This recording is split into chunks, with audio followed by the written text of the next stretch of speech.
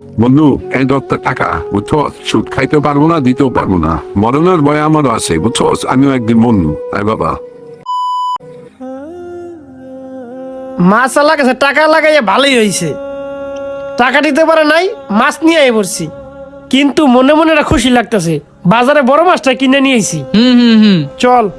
চাচা একটু দাঁড়ান। এ চাচা, চাচা আপনার অনেক খুঁজলাম, বাড়িতে গেছিলাম কিন্তু পাইলাম না।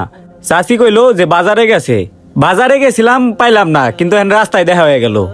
কে বাবা খুঁজছো কে আমারে? চাচা আমার আব্বাই তো অনেক অসুস্থ চাচা। তোমার বাবা অসুস্থ, তোমার বাবার হসপিটাল নিয়ে যাও, আমার কাছে আইসো কে?